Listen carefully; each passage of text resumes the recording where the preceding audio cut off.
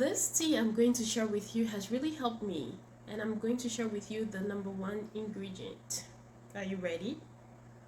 So before we move ahead, my name is Doreen. If today is the first time you are coming here or you are visiting me again, please subscribe. It encourages me to come on here. I try to do 2 videos a week, one about my life as a Christ follower with 2 kids, one toddler, one baby, and my husband, and the other is just about my health and just lifestyle. So yeah, that's it. Today has been really hard. I've been on some I know that I can make it tip here. This is even coming late.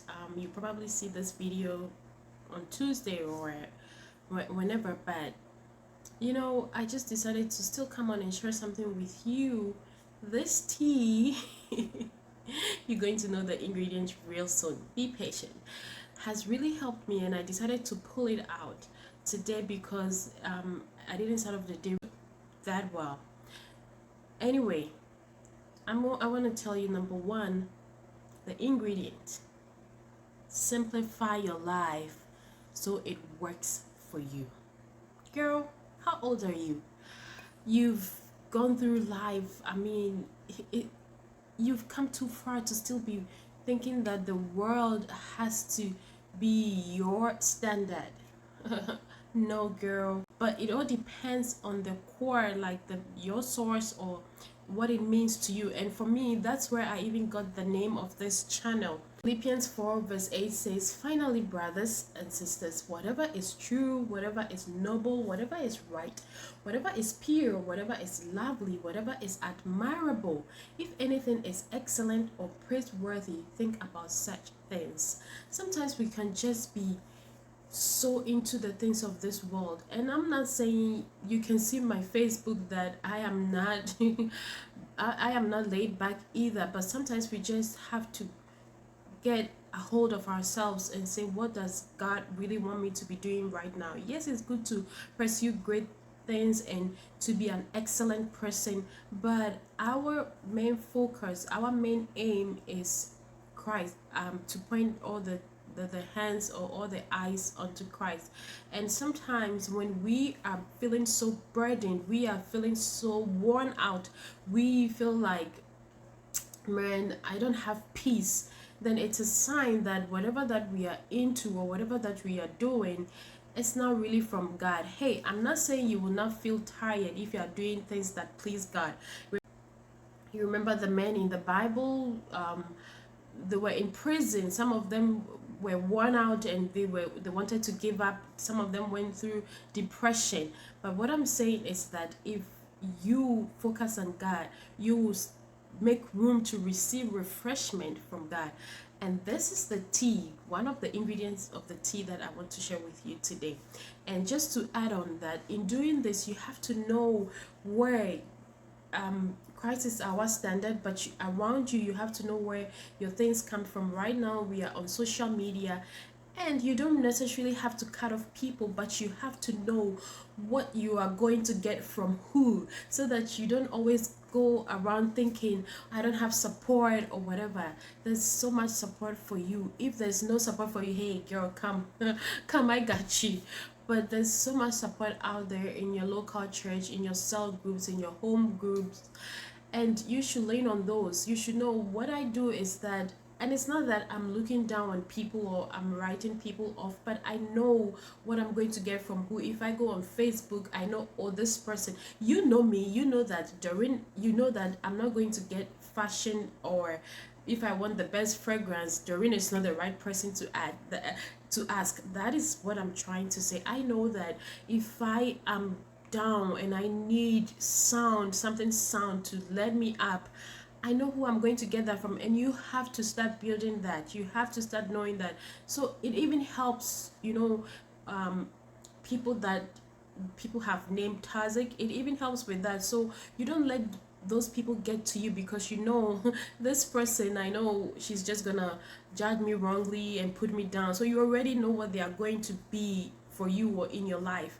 and indirectly you have cut them off because you're not expecting anything more. but what you do instead is to build more of relationship with people that will help you. So what I do is I don't really cut people off. I know that this person, I will be the giver when it comes to our relationship, because they have nothing to offer me. Well, they kind of do, because in giving to them, God is also teaching me something with their life. But it's not, I know it sounds like, hey, you just writing people off, but I don't know how best. Maybe language is failing me, but know what you're going to get from who.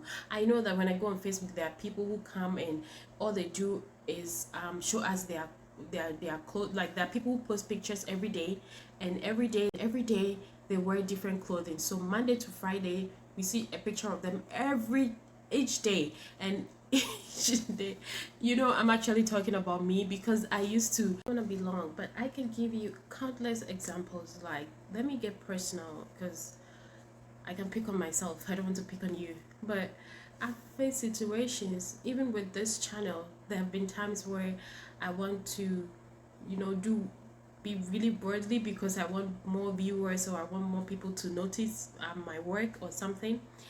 But it was just like, man, it still go back to the core. Like, what would Christ want you to do this? Would Christ do this? And like, if you say you are doing this to draw people to right lifestyle and whatever, then you are defeating the purpose.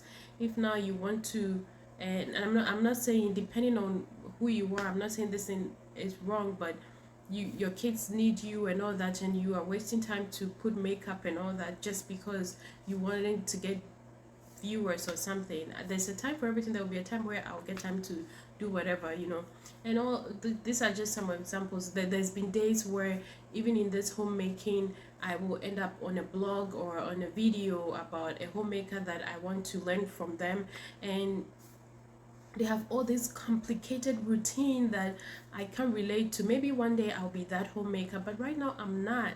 So why can't I just look for somebody like me, or if there's no one like me, try to just go my pace? So that is just what I've been learning right now. Girl, you have to, a lot of times people are saying do you, but what I see is that they want to do the world. The world has nothing for us. I'm telling you, it's going to possess you, and then when you want to get away from it, you can't, because it's really deep down, because it's gotten too much a hold of you. So we have to really, really, really, simplification becomes hard when we want stuff in the world. I know that a lot of us, the way our jobs are or stuff, the things that we do, we have to really entice and be in the world in order to flourish.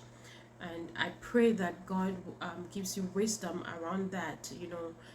I've experienced people, talk to people, and they are like, my job requires me to speak this way or look this way or whatever. And I'm laughing because the last time we danced, and somebody was like, some of your dance moves were really seductive and all that, and I was even considering. Anyway, I'm babbling right now. Let me leave you here. Simplification, girl, simplification.